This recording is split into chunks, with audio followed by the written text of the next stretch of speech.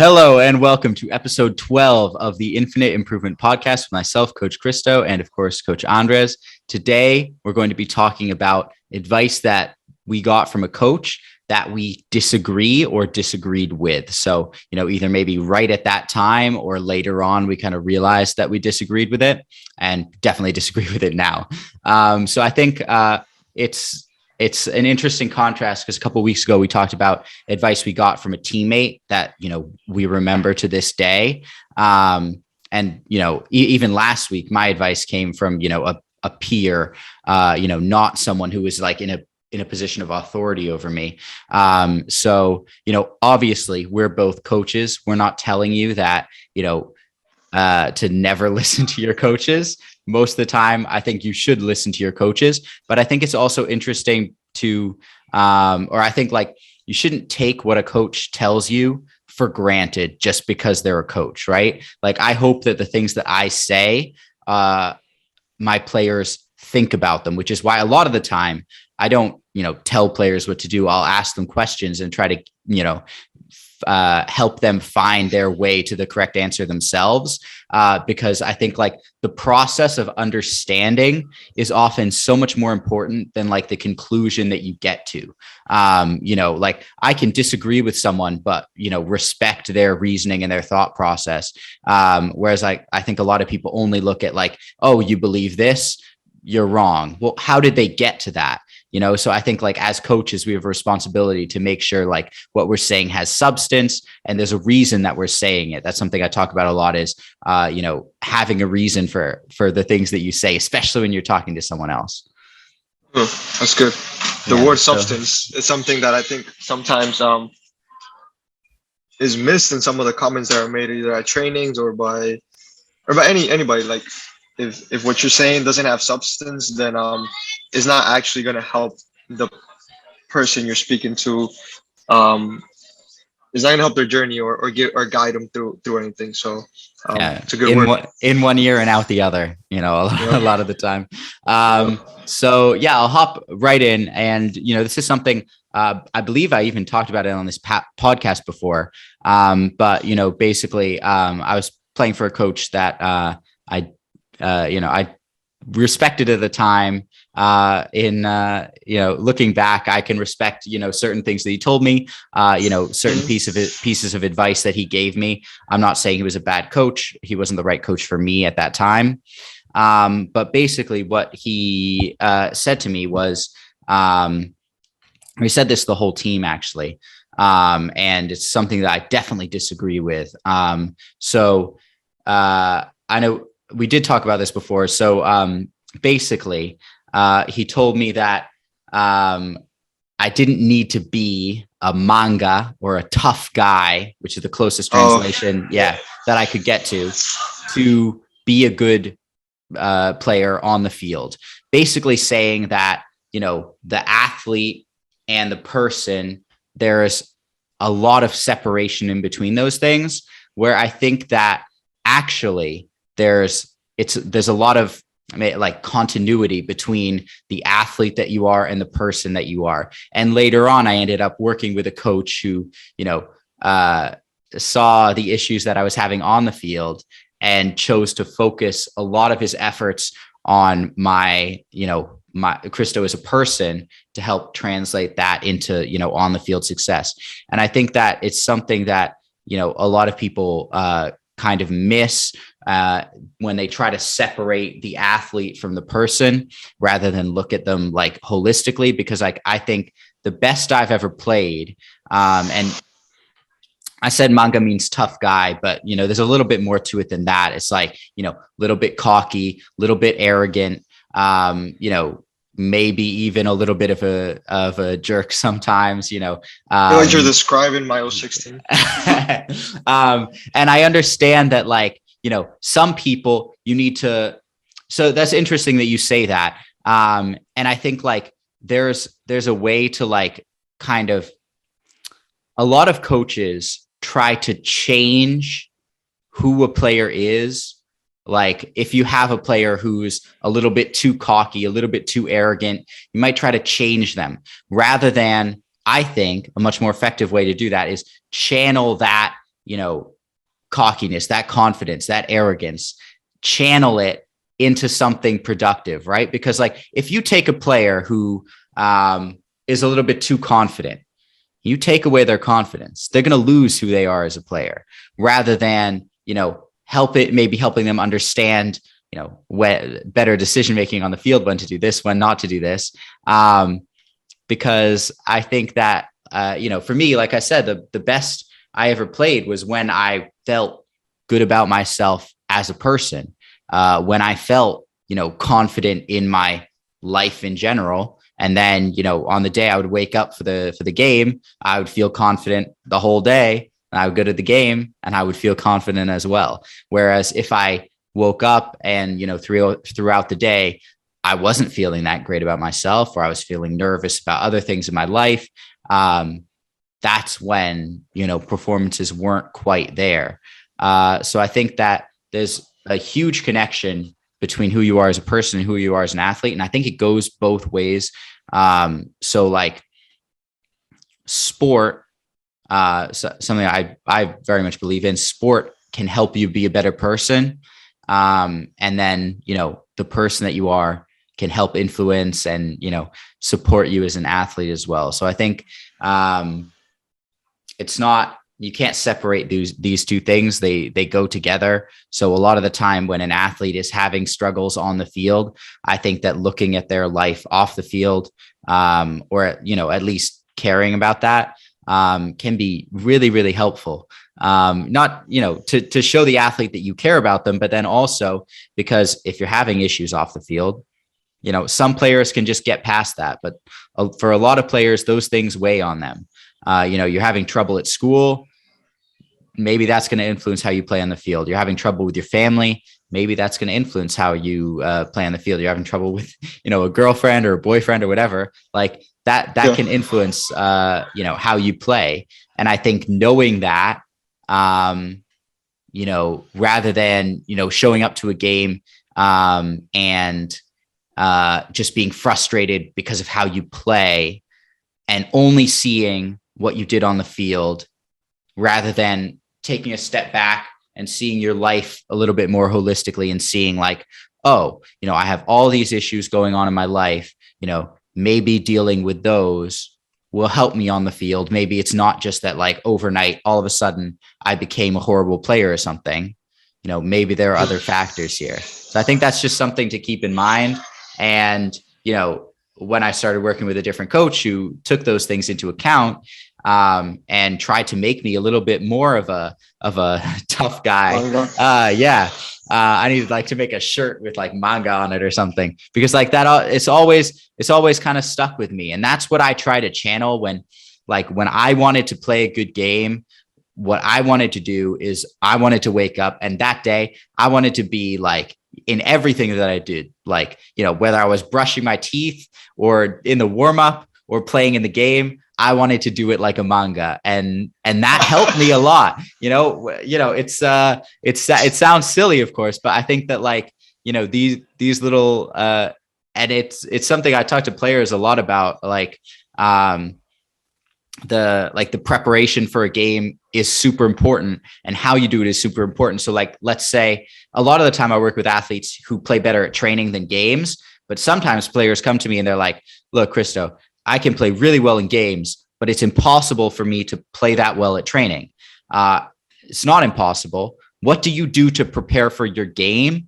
What can you do to trick yourself into thinking a training session is a game? So like this player will tell me like, oh, for games, I show up really early. I get out on the field. I get some extra touches in, I make sure, like my boots are, laced up well, so not coming untied in the session, so I can just focus and play. I'm like, I listen to this music before I get to the field or on the way. And I'm like, okay, do all of that stuff before your next training session and tell me that you don't play better. Tell me that you don't take it more seriously. So yeah, I think like all these things are connected. Yeah. I think you said two things that if you ever do a course for coaches, this has to be in there. You said, don't try to change them. Try to channel who they are. And I think that's so powerful because I don't think that as coaches we're supposed to change people. I think what you're saying is understand who they are and channel from their attributes and maybe even flaws, um, channel that into what it looks like into onto the field. Because somebody who is maybe aggressive can be a really good defender, and so if we can channel the aggressiveness into a strength on the field, or somebody who is very, let's say, arrogant, for example, they might be the ones who change the game for you in the last few minutes. And so it's not necessarily changing who they are, what they are, but channeling it to the portal in which you guys are interacting together. I think can differentiate an average coach to some of the some of the coaches that the players will remember for the rest of their careers. And I guess what my question becomes is, how do we understand if they are, if for example the arrogance is them, or the arrogance is just a product of their environment, or the product of their culture, the product of social media? Because then if we channel somebody that they're not into the field, then we're actually continuing to create this person that they are not. And for example, one of the games with the O6s, I heard a lot of the parents yelling in not the best manner to the referee, which helped me understand why the O6s are so emotional, because I see that it happens at home. And so now I have to detach, and I'm like, oh, it's not them. It's the product of what they see at home, or it could be a product of what they see in school. So how do we tap into who the player actually is to then channel that? Yeah, I mean, like, it'd be great if I had like a super easy answer to that, but I think like you just have to get to know the player, right? Like, you have to work with them for an extended period of time. Like, and I think also, like, obviously, the better you know them, the better. But at the same time, you can trust your instincts a little bit. I find like coaches are often, pretty good people, people persons. For the most part. Yeah. Not always, but, so obviously, you can trust your instincts as well. But I think just you have to get to know the player and see them in different environments, maybe, is a big thing. So like, see what is it that stays with them from training sessions to games, what stays with them, maybe when they're off the field. Like if you get there a little bit early, what are they doing? Are they, laughing and joking around with their friends? Are they like, they have headphones in and they're alone, like juggling a ball, or, doing something by themselves? You can tell these things, I think, a lot by the different environments on the field, off the field. How do they act around? Like, and obviously this is tough because we see them, 90% of the time we see them is on the field training or playing in games. But you can get little snippets, like, when at the end of the game, when they go over to their parents, what their parents saying to them, how their parents acting, or do they look excited to go talk about the game with their dad or their mom, or whoever came to watch them? Do they look nervous? Maybe. Yeah. All of these things, I think, you have to be, a lot of the time, like, coaching is more of a passive role than an active one. Like for a lot of it. So you might be watching, like, even like, say you're watching a small sided game, for 90% of the time, you're just watching. And then 10% of the time you might stop the game and you might say something. But like, if you're stopping it like every minute, you're doing too much. You have to take a step back and watch. I remember I had a coach who used to get us into games, and at the beginning of training sessions, and for 15 minutes, he wouldn't say anything. He would just watch. And then he would, at the end of 15 minutes, we would do our little, team talk about the week or the game that we had just played in that weekend or whatever. And that's when we would do it. But after he had like watched us at the training session for a bit without talking. So I think that's, something to think about. And then I think also, like, you hit the nail on the head there with, like, channeling what a player is good at, or figuring what they're bad at, and going from there to like decide, like help them figure out what kind of player they are. I think it's funny whenever people usually online talk about like great players, like let's say like a great defender, like someone like Sergio Ramos or someone, and they're like, he's such a great player, if only he could like sometimes hold back his aggression a little bit. And I'm like, no, you have completely misunderstood what makes him a great player, because those weaknesses that you see, like, oh, Zlatan's a great player, but if he could just, shut his mouth every once in a while, like, no, they are great.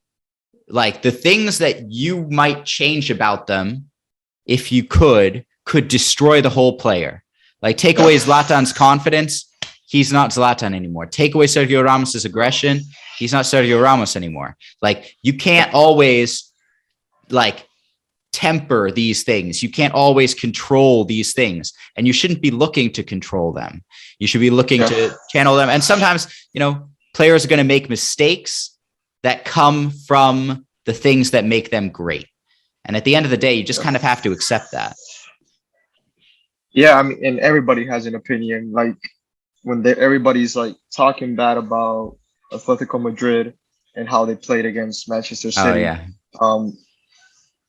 I think it's what their characteristics are, is what they identify with, is their coach leading them in a certain way.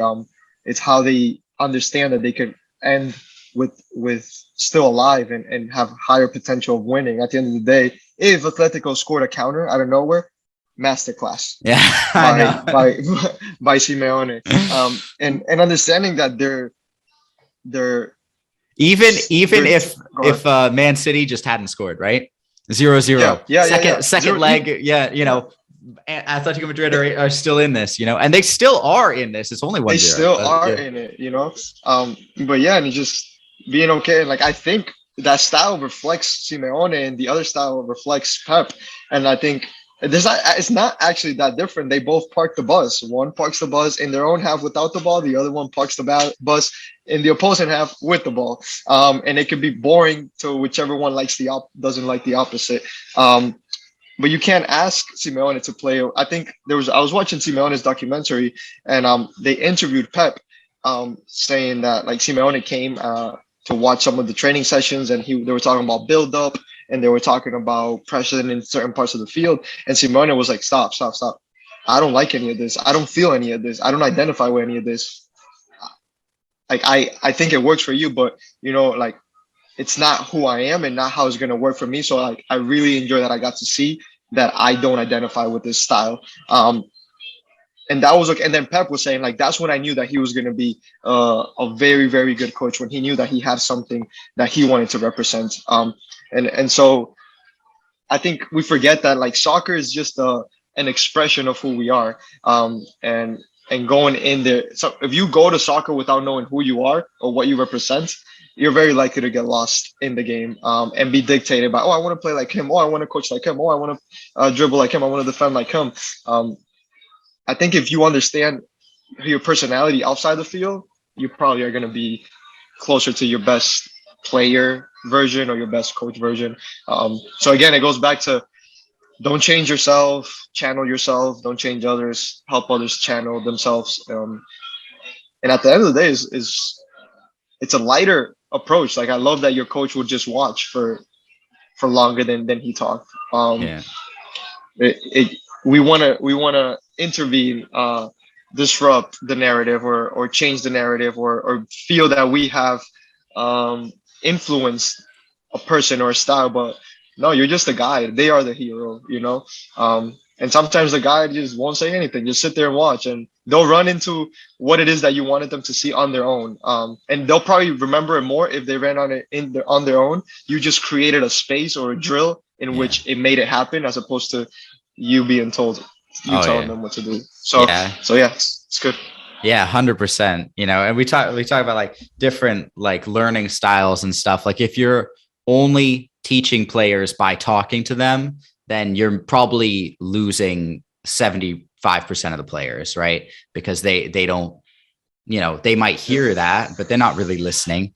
And it's, And you can't talk to them in the middle of the game. They don't hear yeah, you. Like yeah, exactly. the other day I was like, I yelled at Luke. I was like, I said, cut and drive, cut and drive. And then he was in the middle of the game, and then like he did whatever he did, and then he's like, Coach, I have no clue what you're saying. And I was like, you're right.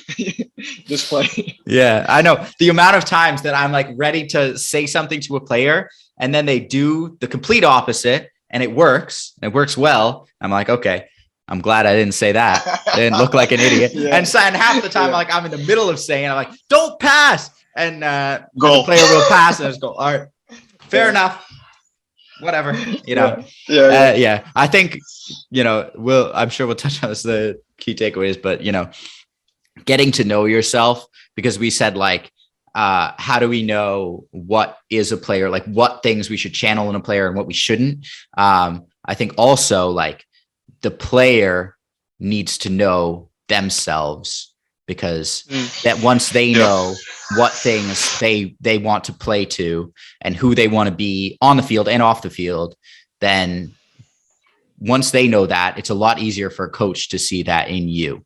If you have a firm understanding of who you are, then I think that it's easy for other people to see that, because knowing who you are, then you can just be yourself, and a coach will know, okay, this is what, Andres is, this is what Christo is. Yeah.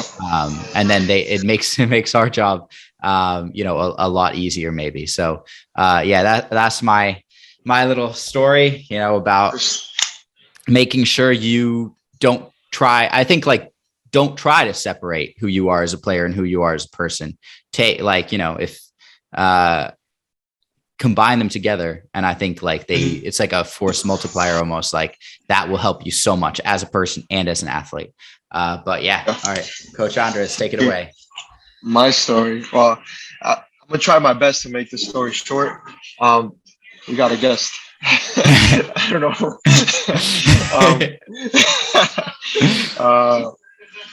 Okay, so my story, it has to do with my process from high school to college.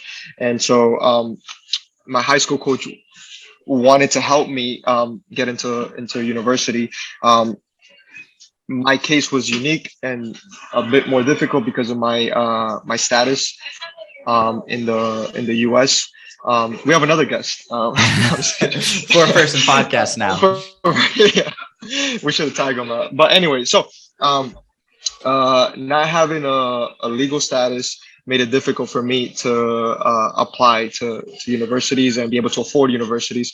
Without that status, I couldn't get financial aid. Yeah.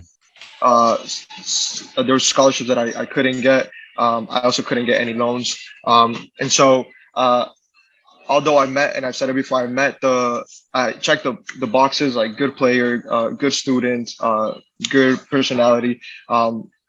I was still at a deficit when it came to that. So my coach was trying to help me as much as possible, my high school coach. And then my club coach, he was the assistant coach at Boston University at the time. And so it could have been because he was proximate to it, maybe because it was Boston and I love Boston. But in my head, there was no other school that I was going to go to that it wasn't Boston University. I don't know how, because I mean, it's very expensive. But and the academic requirements were really high. But when I would go and say this to my high school coach, she'd be like, like let's have a plan B just in case, like a safety net. We should apply here. And then in my head, I was like, nah, like coach, like I'm gonna go to Boston University. You don't understand. You haven't seen the vision in my head. You haven't seen me wearing the jersey. Like I see it. Yeah. I've seen it. And so he kept trying to help me, and I said, you know what? Yeah, cool. Like help me with your connections, see what happens. And so he went and he was talking to some people that he knew. And then I had a meeting with the head coach of BU and the assistant coach. And when I was in there, it was like a straight up front, like, hey, Andres, this is not realistic. This is not going to happen. unless the status is resolved, it's very difficult to get you in here and be able to afford it. There's no way that I could afford it myself or my family. And so I remember I left that meeting and I was like, I think I went into like a dunks. There's like a train station, there's a dunks thing, and like I get in the meeting, I was mad, and like I went to the bathroom, and I was crying. I was like, what do you mean? Like, in my head, it's like I got all the things that I need to be here, but it's just this status that it's not fair. So every time that life is not fair, then those are all the things, and you almost become a victim.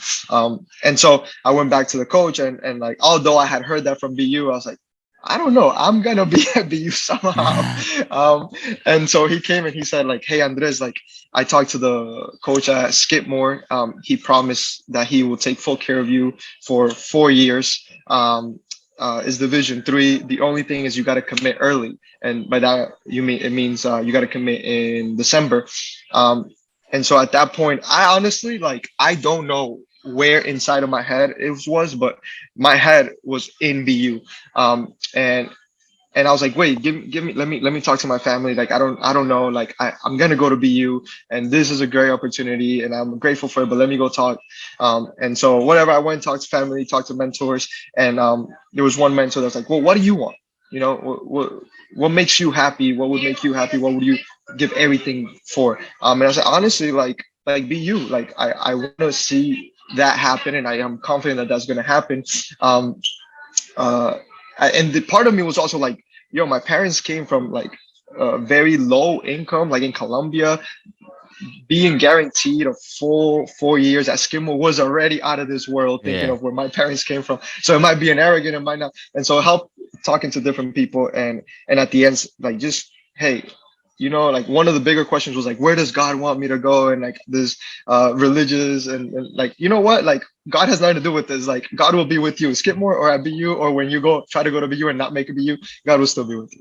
And so I went back to coach and to the high school coach, and I was like, hey coach, you know, it's my fault. I should have just kept saying to not help me, but I'm not gonna take it. And he's gonna have to go to the Skidmore coach and say, hey, you know what? Like, thank you for helping and doing all this to give him the full whatever. And then the question he said is like, but Andres, like, what are you gonna do if your plan A doesn't work? My best advice as a coach for you is always have a plan B. Always have a plan B, just in case your plan A doesn't work. And I think that's the one thing that I will take with me. And maybe I could be wrong, but it works for me. So the one thing that I would disagree is being told to prepare a plan B. A plan B distracts me from the energy and the enthusiasm and the reason to wake up every morning for plan A. Even if plan A happens to not work, I gave absolutely everything into this plan and I have no regrets that, oh, I could have gotten it had I not spent some time in plan B. And I acknowledge that like it was so unrealistic for this thing to happen. And I know he only wanted to help. I was like, coach, my plan A, I mean, we could call it plan B, but we're not going to any other plan. Did you actually say that? Yeah. Oh yeah, so my like, God, that's so funny. But you know, like I gotta understand that nobody else saw it. I don't even know how so it got to a point where like I applied very late. So like applications at BU was the deadline was I think December 31st. I didn't apply until like I think it was March because I had to reactivate my status petition, which I knew that was going to be denied. But if I at least said, hey, I'm in a process, then they would consider it.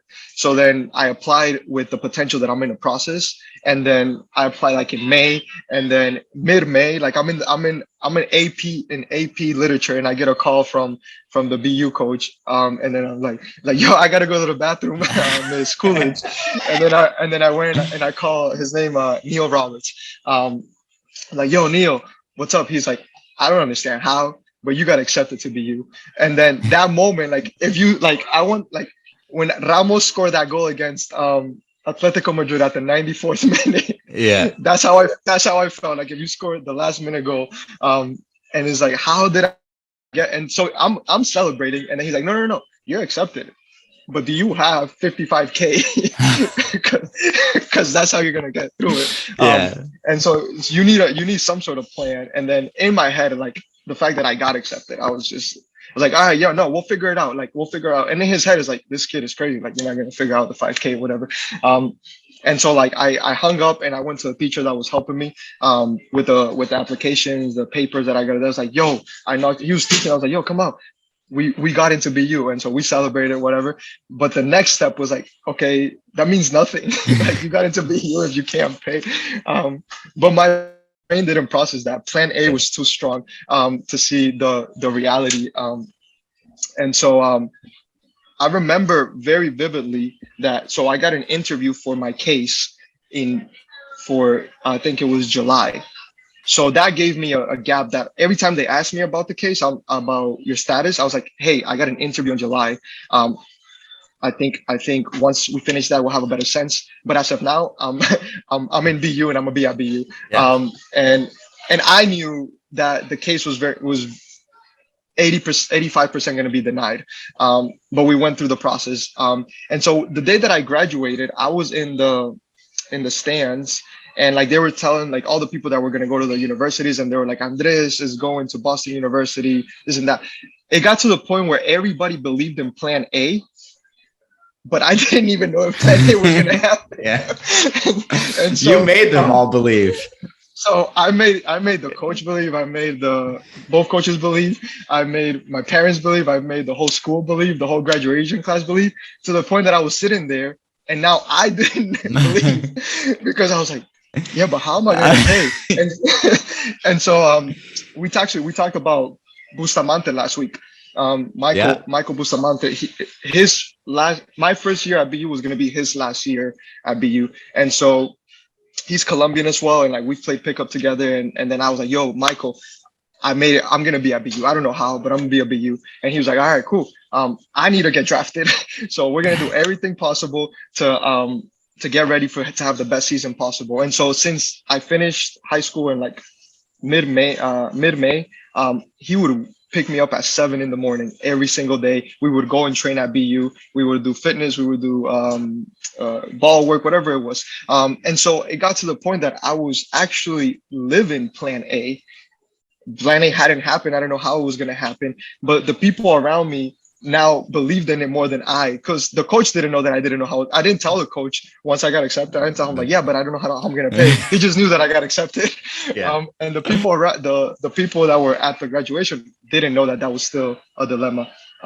Anyways, that process got denied, and eventually I had to go to Neil, and I'm like, yo, Neil. By then it was like, the process got denied, and then they said they need a verification of something. And when they need a verification of something, that gave me another gap. I'm like, Neo, hold on. Like, I need to send this verification so I can get fully denied, but he didn't know that.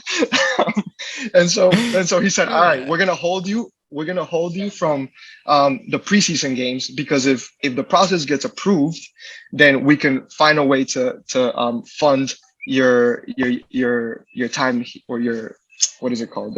The balance that you're going to need to pay for BU. If not, then we got to figure something out. And so I missed the first 2 games of preseason, and I didn't get the final decision until mid-August, saying that you were denied, that the application didn't go through for the reasons that we already knew that. And so I remember going into Neil's office, and I'm like, hey, Neil, I got denied. Honestly, I was coming back from a training session with BU. Like, I had got my gear. Sometimes I would go to sleep at BU. Like, when I get the answer, am I just gonna have to go back home? Like, because in preseason, like, school hasn't started. You're in August. You're with the team. Yeah. But school starts in September. And so I remember walking into, like, I'm ready to like be sent back home. And then Neil just grabs me and he's like, all right, you know what? Like, we have extra money. We're gonna take care of you for this full year. We're about to play our next game. You're actually gonna start in the first game of the season, which was crazy. And somehow Plan A came to existence. And I know it was a long shot. But had I gone with Plan B, I don't know. I just don't think I would be telling the story. And so I know coach said it out of a good heart, and out of a place to be prepared, to not, if plan A doesn't work. But I think if you seek for a plan B, then you probably should do a C and a D and an E, and you'll go through the whole alphabet, and you'll forget what your plan A actually was one day. And so the one thing that I don't agree with, that my coach told me, was always have a plan B, and that worked for me. So that's what I got. That's a crazy story like that. That's unbelievable. Yeah, that's such a good story. And I didn't know that either. So I'm hearing it for the first time. Obviously I knew that you played at BU and, but I didn't know the exact process that you went through to get there. That's crazy. Yeah, that's unbelievable. That's a crazier story than, most players have about how they end up going like pro or something. But yeah, I think like, it's funny because it's actually something like I've said before, like I've seen a lot of stuff on like, you can't have a plan B because it'll distract from your plan A. Now I don't think like, I think that if a plan B is distracting for your plan A, it's probably the wrong plan B. So like, I do have players like have, backup plans, for, because sometimes things don't work out. But I think that like, you have to be able to put all of your effort, like was it a coach who asked you, like, what do you want? Was that mentor of mine? A mentor? Yeah. So like, you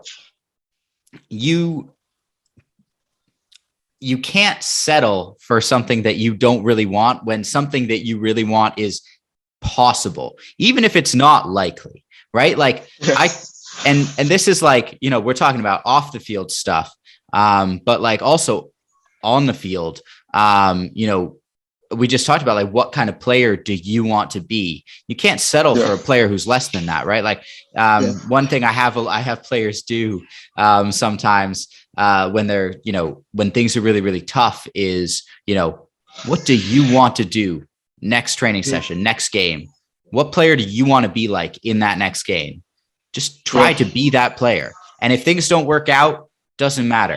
What says more to me is the confidence that you tried to be who you wanted to be. Like Andres trying to make that happen. And you said something that really stuck with me from that is like, you were living plan A before it even happened.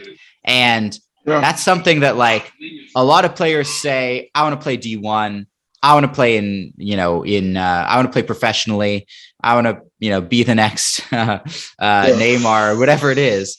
But you don't really, because I can see what you're doing and it's not that, if you want to be a pro, you better be training like you already are getting paid to play, because no one who's training, like just like they're not getting paid already will make that next step, right? Like you have to live it first. Every professional player lives the professional experience before they get any money, right? Whether you're playing in an academy and all of the training is figured out for you, or most of it, or you're, playing club and playing high school and playing, all of these different things, and you have to figure out a lot of it for yourself. If you're not, taking care of yourself and then also training really, really hard, as hard as professional players do, you're not going to make it. So you have to, I think that's like something that really very like hit me very, resoundingly, is like, you were living plan A before it even happened. And that's what you have the crazier thing was like, I was living plan A so vividly that moments in which reality told me it wasn't there, now I was the one scared that it wasn't going to happen, while everyone else was convinced that was going to happen. And so like, it's crazy that changed, that like you were the only one who saw it. And then by the end you had convinced everyone. And did you watch, this is a little bit silly, but you watch that Netflix show Inventing Anna? No. Have you heard about that? No, I gotta watch it now. Where she fakes that she's a like a billionaire, heiress and everyone Oh believes no. her. And she's like trying to like start a company and do all this random stuff. And she like goes on vacation with like no money and like, makes Yeah. her friends like cover her Oh, bills and all this stuff. I've never seen it. It's crazy. But like, she like just like believing in something. So like we talked, we talked about like imagining more and stuff. Like, obviously that's like a silly example. And, I wouldn't recommend anyone do that, but like, you have to see it yourself before you can create something. Like you said, like the iPhone, the a refrigerator or something that was in someone's head before it was a reality. You being at BU, that was in your head. And if it wasn't, it would have never been created, right? Yeah. And what does it look like to walk? I think what you're saying is so powerful. To walk as if it happens. Like, who do I have to call to go train with? I was training at BU, like I was stepping on BU with a BU player, and he also had a set of goals. And let's go and train here and act as if preseason has already started. And maybe you don't have access to where you want to go. You don't have access. You want to go to Duke.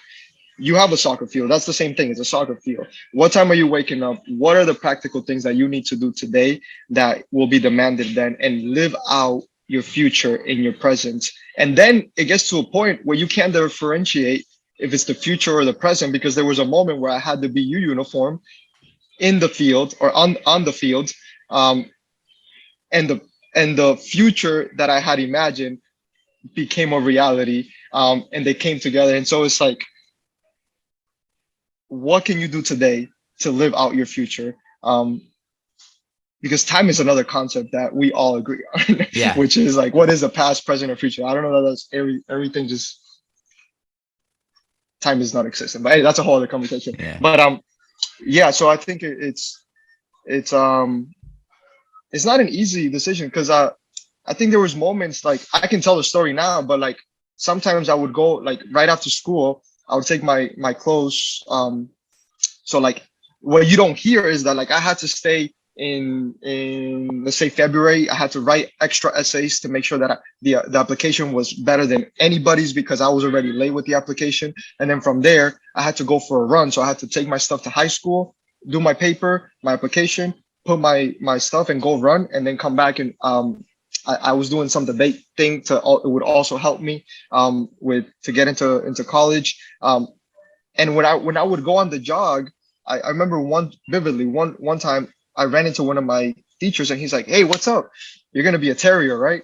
And so like they started to put these, and terrier is the mascot for BU. And in the whole run, it would be like, shit, am I gonna be a terrier? Like everybody was convinced. And so like when I put my head on the pillow, it's like, damn, like, is this gonna happen? And you have to fight, because the hardest part was not convincing everybody. The hardest part was, once everybody was convinced, to fully convince me. And it's a battle that what reality are you choosing to live? And I think when you go for it, is a risk. And if you're not okay with risking, then you should have a plan B, 100%, and a C and a D and the rest of the alphabet.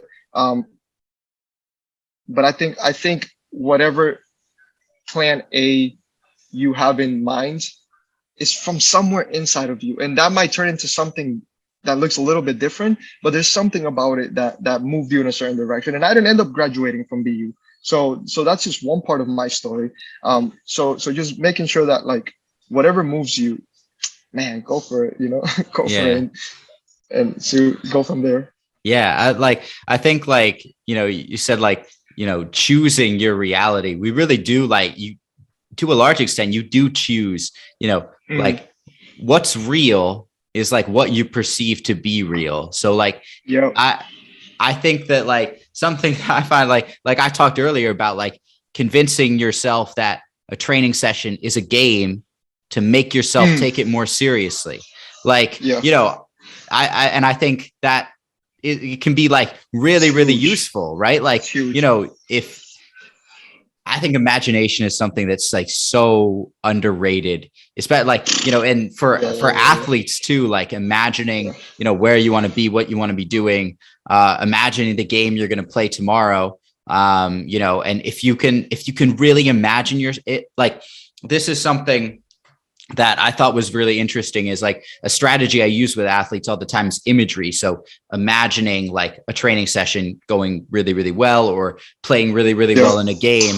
And one thing, I was looking at a study on it where they did like two different types of imagery, and one was really, really realistic. So it was including like making mistakes while you were playing, but you were still playing really, really well. Focusing on, playing a game at the level you're playing at right now. And the other one was, a little bit more exaggerated. So you perfect game. Everything was focused on, like, everything was perfect. You were playing on the perfect field, everything went perfectly. And the more realistic one was so much more helpful for players because it has to feel real. You have to be able to convince yourself that it's real.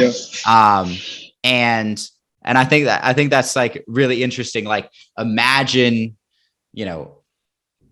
something that can be, and maybe you can get there.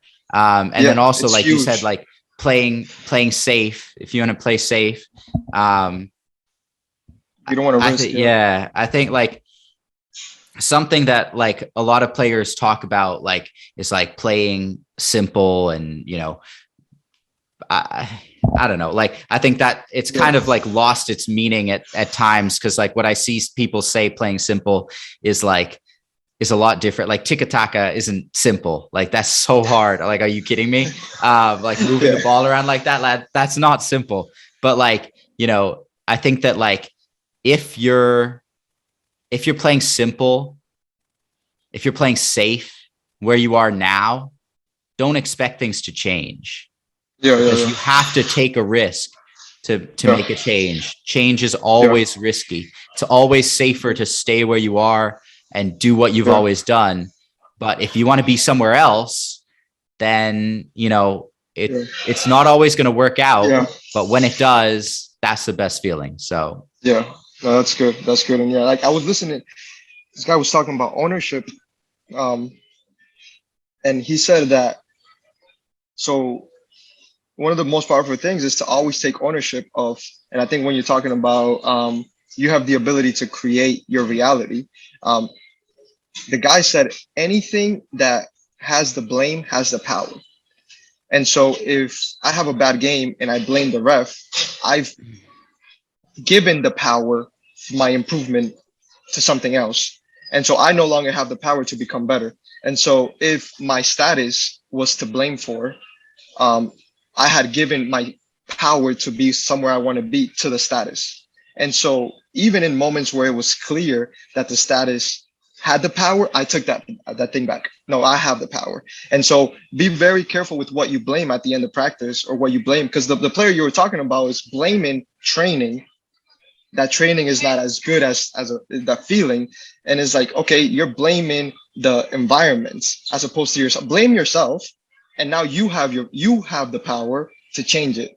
And so being careful with who you blame or what you blame, or just don't blame at all and just take it all yourself, because the more you give yourself the responsibility, you take the ownership for the outcome, you have the entire power to change it. So yeah, I'm just imagining those coaches at BU seeing Andres like, waking up at 6 a.m, going to, train with the player who was looking to get drafted into the MLS, playing at BU, making sure his application was perfect, being so excited. Like that's the kind of player a coach dreams of. Like, if you want it that bad and you show a coach that you want it that badly, someone's going to help you, but you have to help yourself first.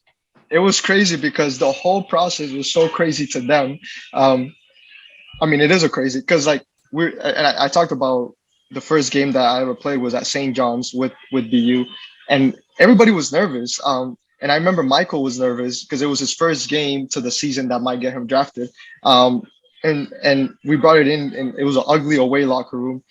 And because the only thing that he could remember was like how, not only, I don't know what he had in his brain, the coach, but he was like, I don't know, Andres, but I think you have some sort of connection. So you're gonna pray before the game today, because I don't know how you got here, but you're gonna pray before this game for this team. And so in his brain, it was I was able to create an ability to believe in something that's not in front of you, and being able to impact people around you. I mean, then I was like, what the hell? I'm a freshman. I'm gonna pray in front of seniors, coaches, all that stuff. But it was just interesting that your life can tell a story that will. I wonder if the next time Neil sees something that's not likely, maybe he has some sort of hope that it could be Yeah. changed by his actions, or Michael, or the assistant coach, or any of the players there. So I think just you got it starts from what we talked about last week. You got to know yourself, what you want, what you desire, because from there, then you're gonna have the fire to take on all that's around you. But yeah, bro, it was an interesting journey. Yeah, that's one of the crazier stories I've heard. All Yeah. right, time for 3 key takeaways. I'll go first based on just what you said just there. Was get to know yourself. Spend some time getting to know yourself on and off the field, because I think that from knowing yourself, that will help you be a better person, a better athlete as well. You can't think that you're something that you're not. You have to figure out who you actually are, and that can be so powerful. Yeah, I think what you said was so powerful for coaches in particular. Don't look to change, instead channel. And so that takes, and I think your answer to the question that I gave you was it takes time. And so be patient enough to understand the player so that you can channel his personality into the field, as opposed to change who he is on the field and off the field. So channel instead of change with time. Yeah. Okay. Am I on the? I'll let you do the last one, because I Let me think do the last one. I think I'll. If you're afraid of risk, make a plan B. All right. That's it. Yeah. All right. Great. All right. Well, thank you for listening to episode 12 of the Infinite Improvement Podcast. We'll be back next week. The topic is going to be what we think held each of us back from being the best player that we could have possibly been. So that I'm sure that'll be an interesting topic. And yeah, thanks for listening. We're on YouTube, Spotify, Amazon Podcasts, Apple Podcasts. And yeah, peace. You guys.